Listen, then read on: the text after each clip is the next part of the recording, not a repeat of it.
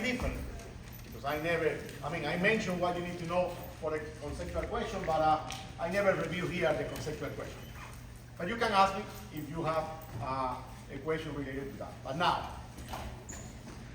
I know that some students, even that I try my best to find a way that you can do good in this class, some of you still don't understand anything, or it's difficult to understand one particular problem.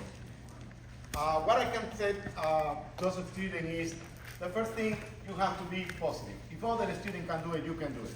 So don't put in your mind that you can do it, because otherwise you're never going to do it. Actually, if you think that you cannot do physics, that you don't understand anything, you come into my office hour and you waste your time, because doesn't matter what I explain you, you're going to out from my office that you cannot do it, because you don't want. Believe me, that is normally happen depending on the audience. Now, the way that I organize your course, and I'm going to review again, because I'm going to provide you the best way that if still you cannot understand anything, what you can do it. Because knowing every classic question or classic problem, you can do it, but in many of them, I provide you the step that you have to follow. And if you write the step, I guarantee that that opinion that you cannot do anything is wrong, because if you just follow my step, you can do something. That doesn't mean that you're going to do everything correct, but you can do something. But in order to do that, you need to do the step. And you know how many of you I see that when I give you the step, write the step, only few. So do you think that you're going to remember the step next time when you try to do the homework? No, you don't remember. So what is the best practice to do that? Before you come into the class, watch my video. In my video, I give you the steps. Write the step.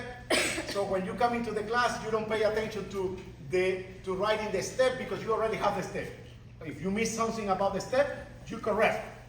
But in that way, you can, that is more effective, according to what a student told me, to pay attention to how I explain you the problem, because that is more effective than maybe watching the video. But at least you need to, my recommendation, if you want to, and I recommend you to try, maybe it's not going to work with you, but at least I give you the option. Watch my video before you come into the class, or before you write the module assignment that I ask you to before Monday class, in order to be familiar with what I'm going to talk here. And in addition to that, you get extra credit, up to 5 points. So if you watch my video, you're going to see almost exactly the same that I explained in class. After that, you can read the lecture notes. Sometimes lecture notes are good. I copy from the textbook, but sometimes because the picture there, the figure, provide a lot of information that I do, very bad drawing thing. So sometimes that picture helps you. Maybe not. It's an option.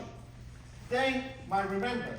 In the remember I told you, remember is a summary of everything that you need to know, and also help you to do the module assignment. But the good thing about the remember is the problem with solution that I give you at the end. That if you watch my video, you know the steps, you can practice. First, see how I did the problem. But then take out the answer and see if you can do exactly the same, following the step. If yes, you don't have a problem. But if no, try to figure out by yourself. Otherwise, wait to come into the class or go to my office hours. If you do that, believe me, it's going to change your own opinion that you cannot do anything in physics. And that is, believe me, you can do it. You can do a lot of things. But you have to want to do it. Okay? Because the easy one is, I don't understand anything, I will not do anything.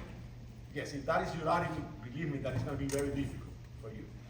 But I guarantee that you can do it. Doesn't matter how good you are in math, how you go in science, you can do it.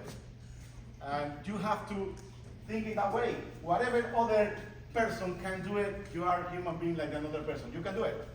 More difficult, more time, but you can do it. Believe me. Okay? So that is the reference. That is what I recommend. One thing that I recommend you before the homework is do problem solving. But yes, maybe it's difficult for you to do the problem solving, or you don't have time. But at least after I provide the answers, review the answers. And maybe you don't agree, but I request most of you to do check something. check the problem solving in the remember. Check the problem example that I give you in the remember. Check the problem solving and check the problem that you have in the homework. And find any of them that has no relationship with the homework. No, the problem solving are almost very close to the one that I give you in the remember. Maybe different question, but it's almost the same topic. You need to know exactly the same. And go to the homework to see if you don't see that most of that problem in the homework as a part of the homework. Okay. Okay. Let me remind you what is going to be in the text. Because one of the great things that compared with my previous professor, that I wish to have somebody like me in this way, knowing in everything, that at least you know what is going to be in the test. You know the kind of questions. One thing that I don't like in some professor is that the professor come into the classroom, talk about something, and when you go to the test, there is a question that you never hear about. And maybe that never happened to you, but at least with me it's not going to happen. You know what is going to be in the test. Module number 1. What is about module number 1? Vectors. What do you think that is going to be in the test? A question where you have to or find the x and y component of a vector, or find the magnitude and direction of a vector, or adding, subtracting, multiply by a number, 2 or 3 vectors, and at the end find the magnitude and direction. That is not in my remember. That is not in the problem solving. That is not in the homework. That is the main question in the 3 thing. And the good about that is because I give you different kind of question that you have to do almost exactly the same, or at least you need to know exactly the same, but give you a different version. Because some student, when I say, oh, I ask you the same kind of question, say, no, professor, this question is completely different than that. No, yes, maybe when you read, doesn't look the same. One have a graph, one no, but at the end you have to apply the same knowledge. Adding, subtracting vectors, multiply by number, x and y component of the vector, or magnitude and direction of the vector. So everybody's clear about what is going to be in the test 1 related to module number 1? Yes. And if no, please go to my remember, homework, and problem solve. Question number 2. What's about definition of displacement, distance, velocity, speed, and then we introduce the motion and constant acceleration, or in x direction or in y direction. If you pay attention to my class when the section, or to my video, I told you that the classic question there are 3 of them. 1, find the speed or the velocity. That 2 questions imply that you need to know distance and displacement. And that is the kind of question is the one that I put an example that is in the 3 things that I mentioned before, homework, remember, and problem solving. That is the kind of question where you go from one place to another, you're coming back, okay? Why? Because you need to know the difference between speed and velocity. For the speed, you're adding up the entire distance. For velocity, you need to place your reference and find the final position.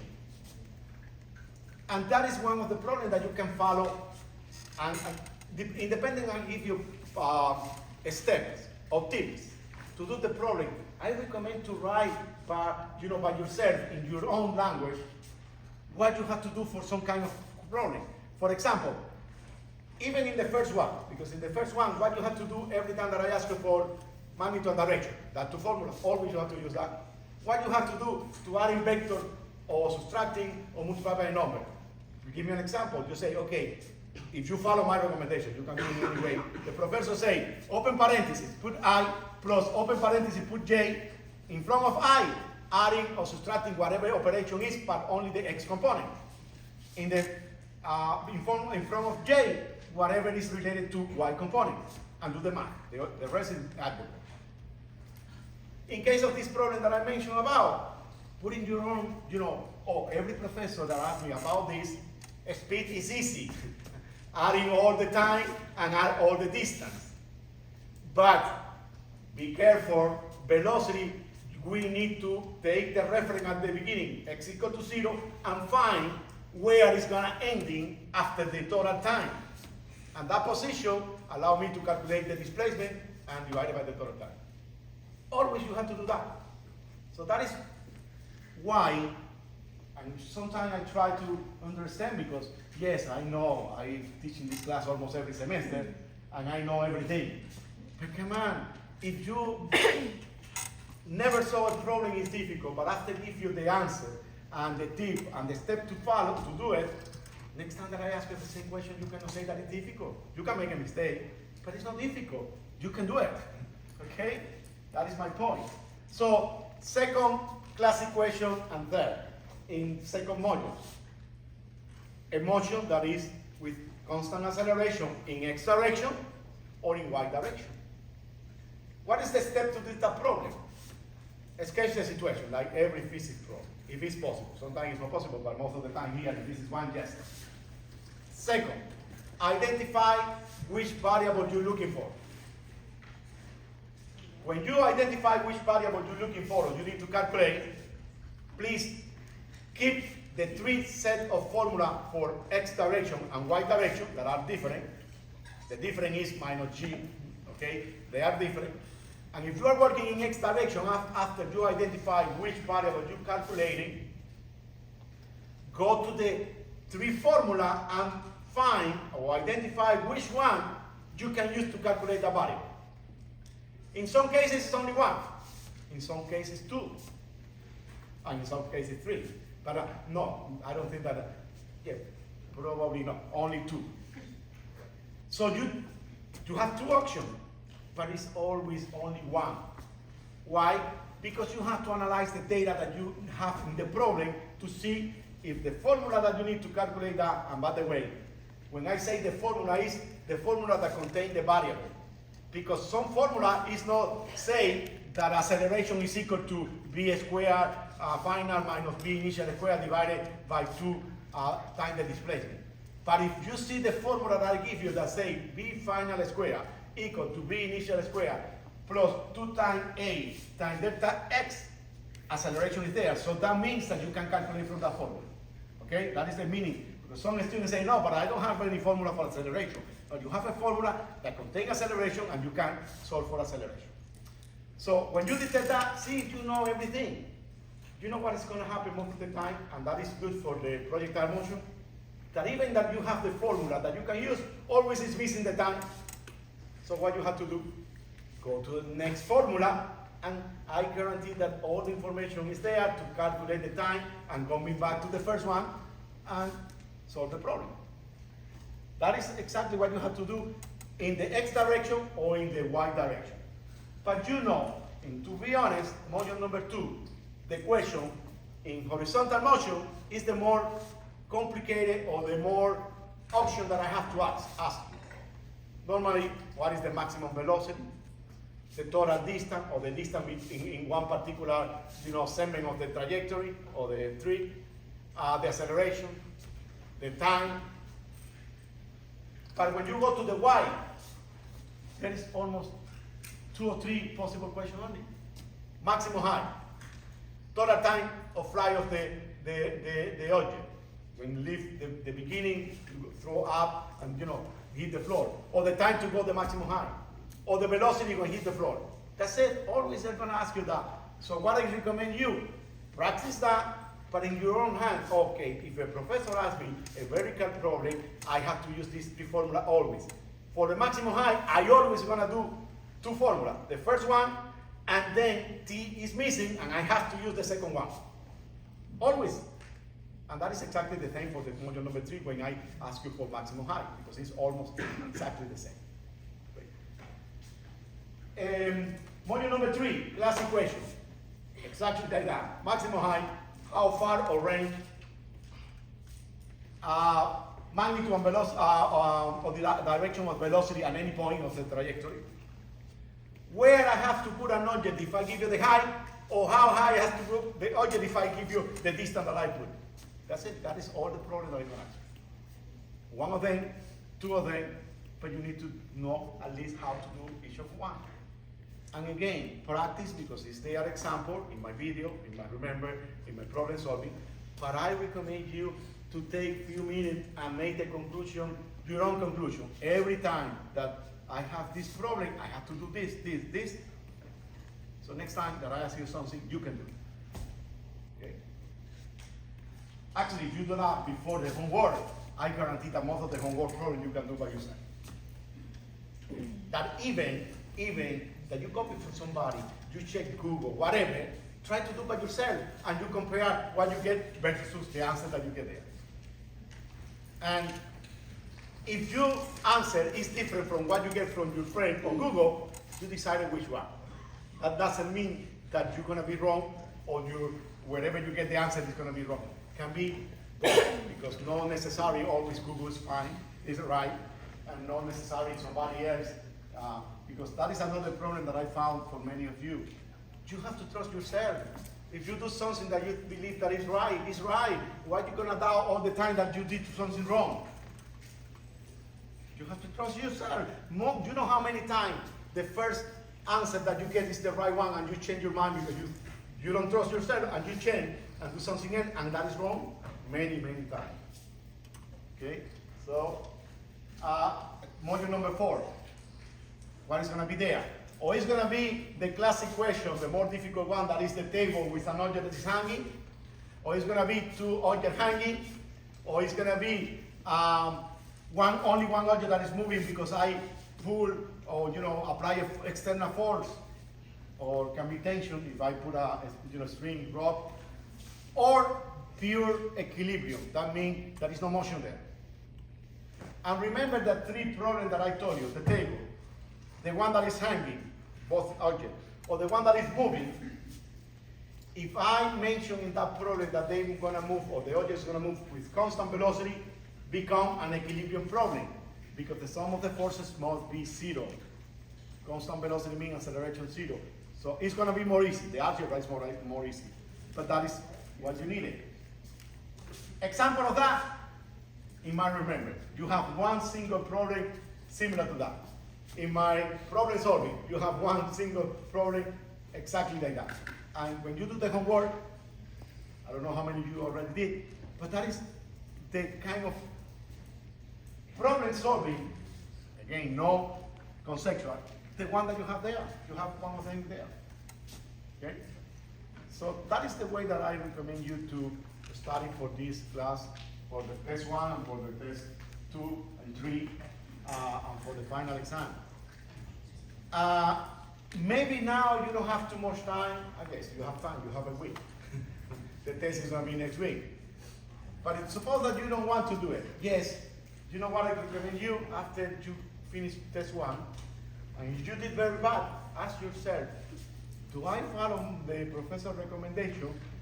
And if no, try for the next 2 to do it, and maybe everything is going to change.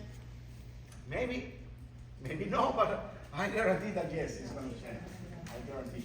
So, I don't know what you prefer, but I recommend you to pick any question that you may have, or any problem, actually including problem solving, that you probably don't understand, and I can explain that. Can we do the train one for model fitness? The train one? Yeah. Okay. I will, or you read, or I'm gonna do something else. What is a train?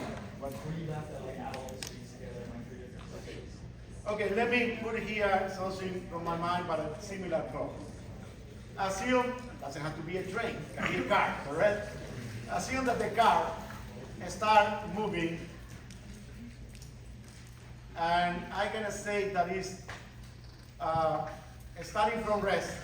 So when I say starting from rest, what I mean, you have data over there. 0. So if you mention, and you read in the problem that is starting from rest, then automatically, when you sketch the situation, put there that initial velocity is equal to 0. And always, because you're going to analyze the problem from t equals 0, because it doesn't make sense that you change from 0, otherwise it's going to be more complicated. And always start that the initial position is 0. Always. The initial velocity not always is going to be 0, but the other 2, yes. Initial velocity can be whatever, because if it's not from rest, I can say that start moving from some particular velocity. Suppose that I say that that object, is speeding up and get a velocity after 10 seconds. This is a little different, but it's another option of this problem. After 10 seconds, the object gets 5 meters per second. Then the object moves at constant acceleration. At constant velocity.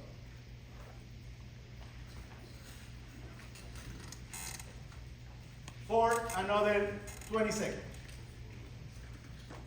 And then the object is slowing down, okay, until it stops. That means final velocity here is equal to 0, correct? And slowing down during 20 meters. Okay?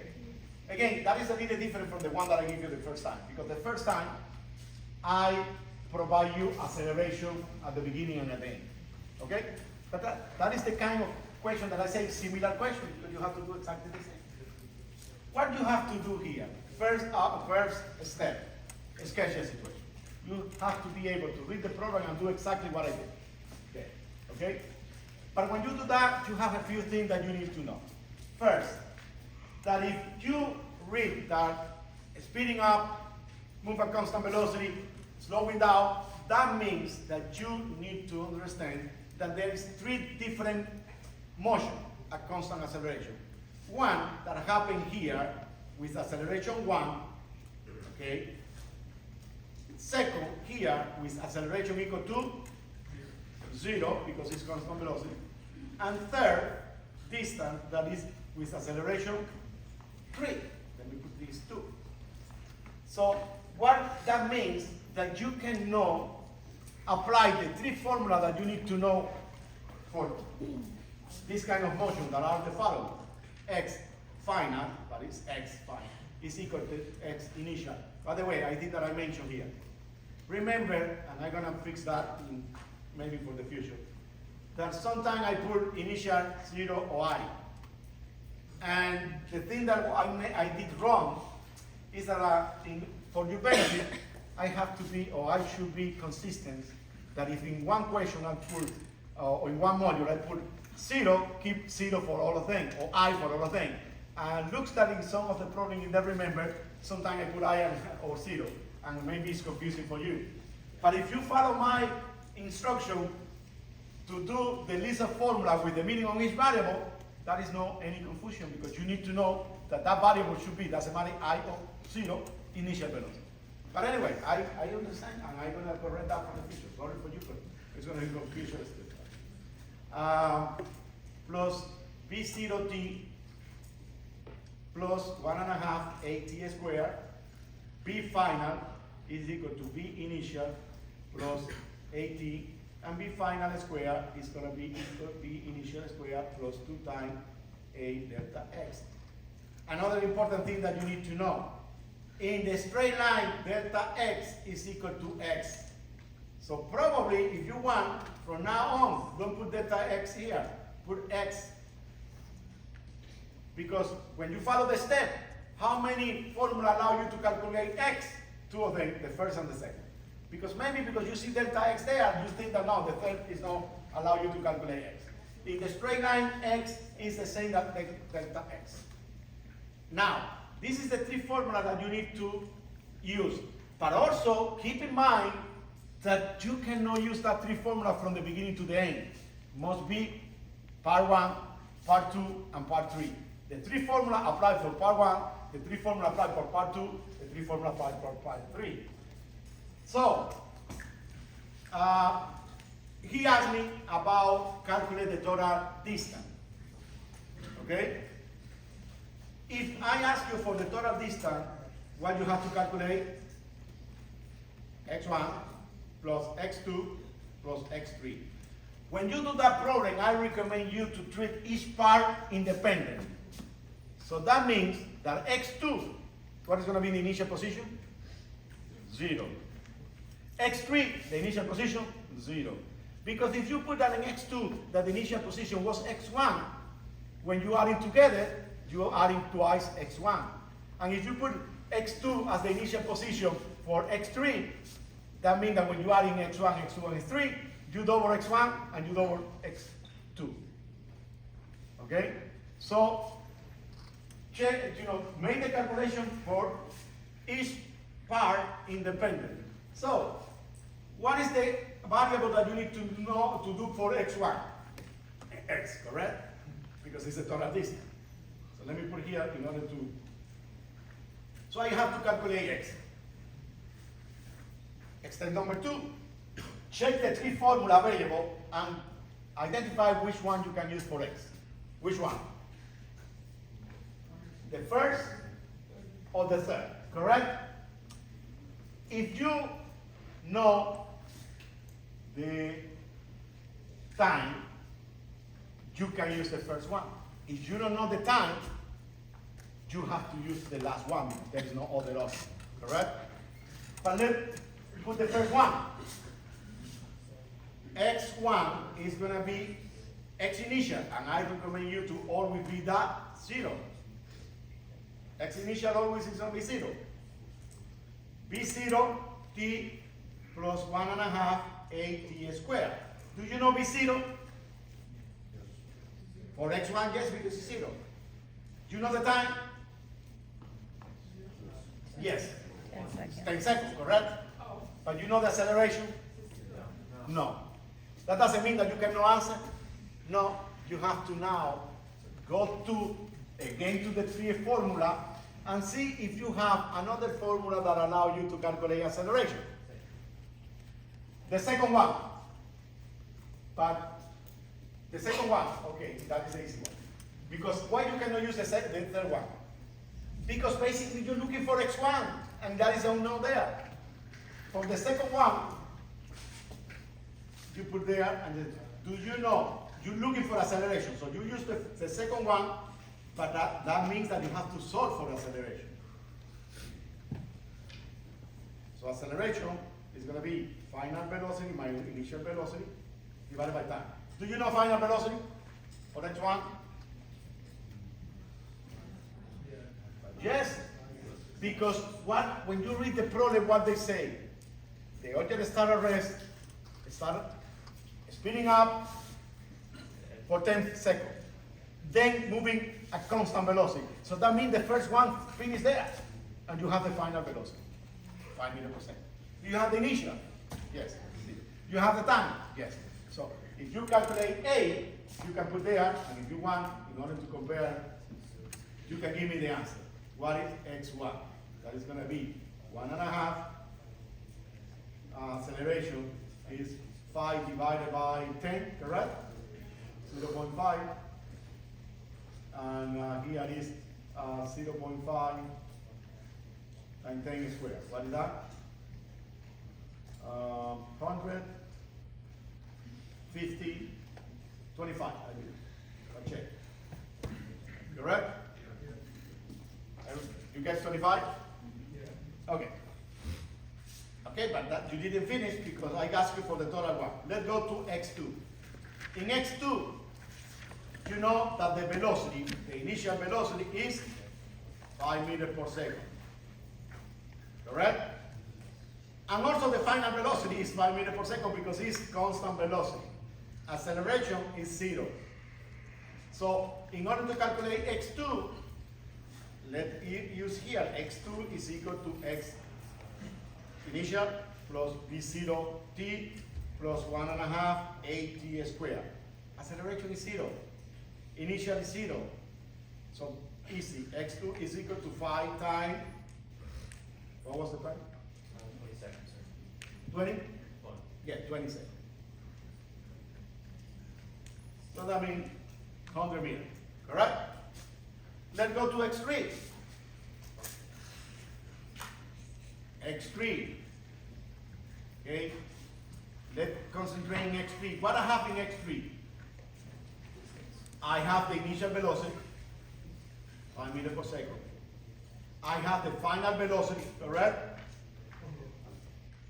0. And do I have the acceleration? I have, let me see, I have the distance. Okay. So I don't have the acceleration. So if I don't have the acceleration, maybe I cannot use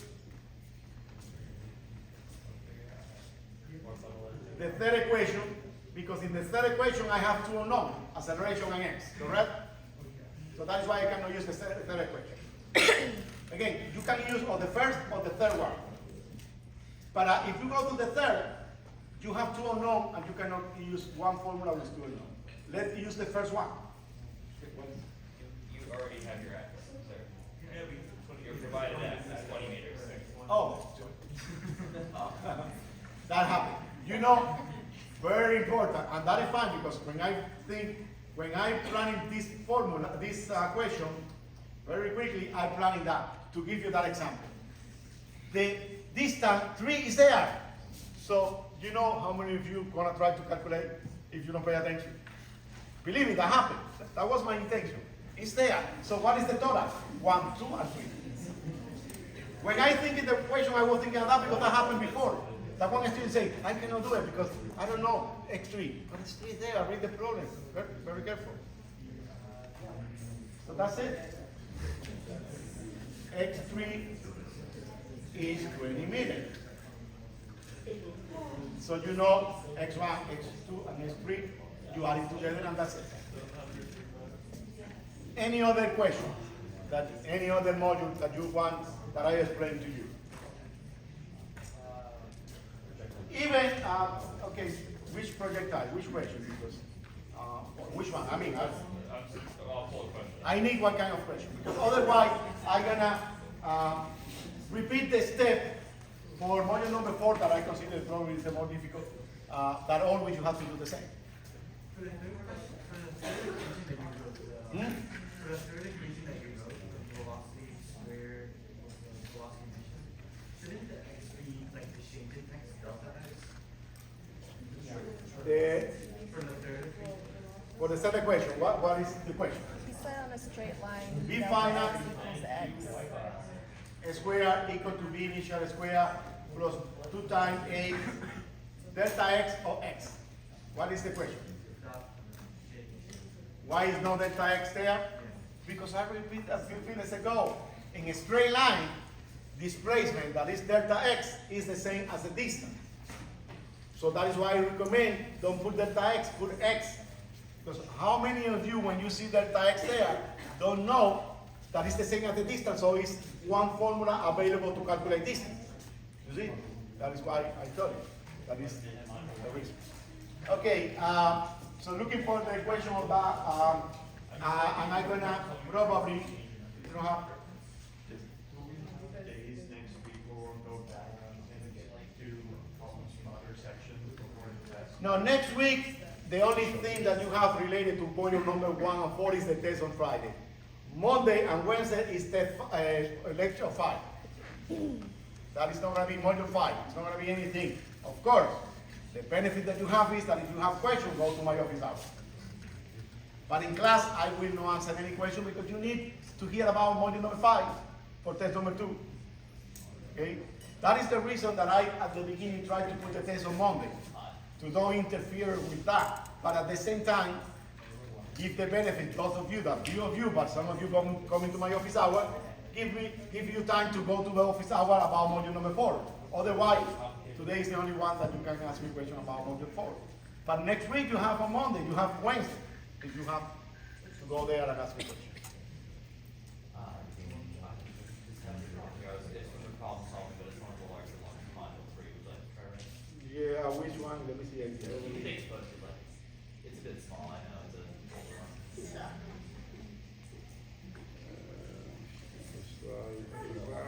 Which one? All of them? Just 3, that's. The part C. Yeah, I think it's 3 questions for you. The horizontal range, the base of the building. I No? think it won't be just like the. Oh, the graph? Just like, with a, how tall do you have to put a wall or Okay. something? Yeah, It's, yeah. it's always a good one. Okay, because I don't want to repeat the same problem, some kind of the same problem, okay? Yeah. Suppose that I throw a projectile with initial velocity of 10 meters per second. The angle, 30 degrees. And the projectile go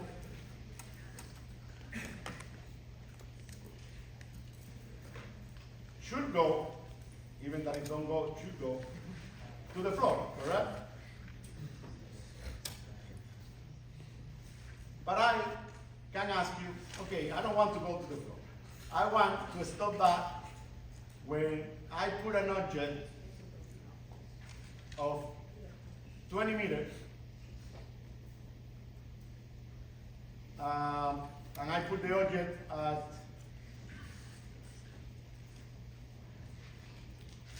okay, that one, or you want to calculate x? Doesn't matter. The drawing is that way. I'm not sure about x. Let me see. Let's see. You've already said it. Okay, let me put a number there. Maybe I have to change because maybe never is going to intersect that. Let me put 50 meters. Okay. And the building is 40 meters. And let's change this to 20. Okay. Okay. So again, I described the problem that you are on a building of 40 meters, you throw a rock with 10 meters per second. And if the velocity is not meter per second, you must convert to meter per second. If I give you kilometer per hour or mile per hour, you must convert that. Don't worry, in the day of the test, if you need to convert something, or I put in the formula sheet, and if I forgot, please ask me. Professor, I expect that you know how many meters in 1 kilometer, but suppose that you don't know. Ask me. Okay? Actually, you can ask me any question, but that doesn't mean that I'm going to provide an answer for any question. Sometimes the answer is going to be, you need to know that. Because it's something that you need to know, you need to know. But you don't lose anything asking me question, because maybe I can answer and that clarifies your question or what you need to do. So I describe here that I throw the projectile from 40 meters and the projectile goes to the floor. And I say, how, no, you see, Yeah. I mean, you could always make it. how, where, the question, I give you both of them now. Yeah. Where is gonna be, where I have to put Yeah. an object that is 20 meters high to stop the projectile. Okay? Any projectile problem follow the same step. First, sketch the situation. Sometimes I provide the sketching, but sometimes no. Second, identify what is the variable that you need to calculate. In this case, what we need to calculate. I already told you. But if I say where I have to put an object of 20 meters to stop the projectile, you need to know that the variable is x. Okay. Then, when you do step number 2, you need to have the 3 formulas that I provided, that are the 3 formulas that you can answer any question that I'm going to ask you. There is 4, but I want to work with 3. Okay? That are the following.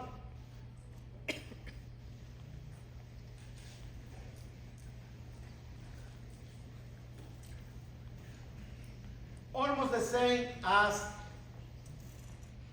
the module number 2, but this particularly is applied to projectile.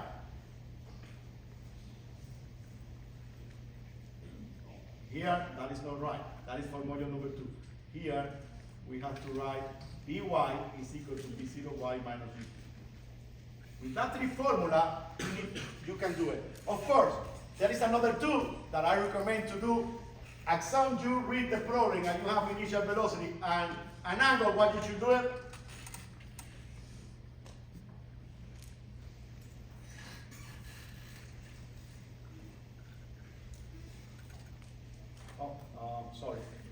8.66. The reason that I put the same data because I remember the same answer the last time. So B0 sine of 30 degrees, that is 5. Okay? So you're looking for x. In this case, only one formula that allows you to calculate the answer for x or for y. The first formula, correct? Do you know B0x?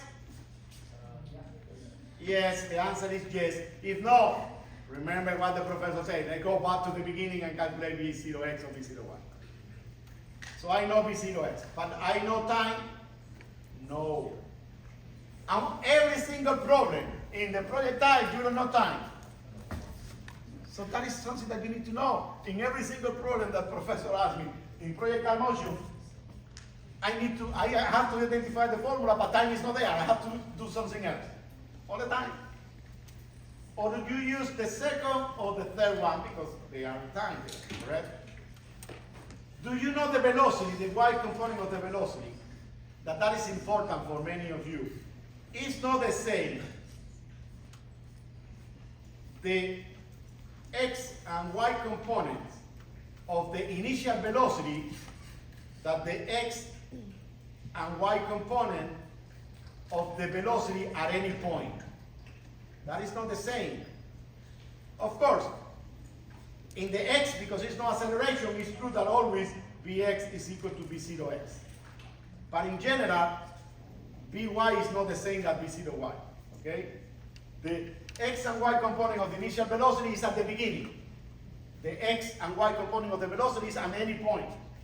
Okay, so, because you don't know that, when I put this and this hit the object that I put there, I cannot use this one. I have to use final equal to initial plus B0y t minus 4.9 t squared. Okay. Do you know the final? Yes, 20. You know initial? Yes, 40. Do you know the initial, the y component of initial velocity? Yes, 5 t minus 4.9 t squared. So that means that you have 0 equal to minus 20 plus 5t minus 4.9 t squared. That is quadratic formula.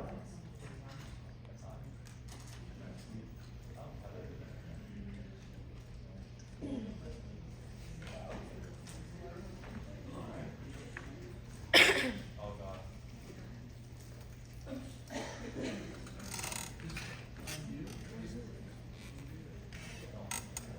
Okay, so how you do that? Basically, identify who is A, who is B, and who is C. Who is A? 4.9. Minus 4.9. Who is B? Who is C? Minus 20. T1 is equal to minus B plus B squared minus 4AC divided by 2A. T2 is equal to minus B minus B squared minus 4AC divided by 2A. When you get the time, if you get one,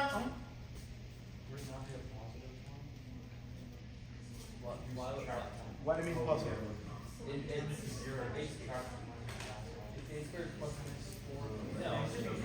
The solution for the quadratic formula is minus b plus or minus a square root of b squared minus 4ac divided by 2a. No, he's right. You subtract by 60, not 20.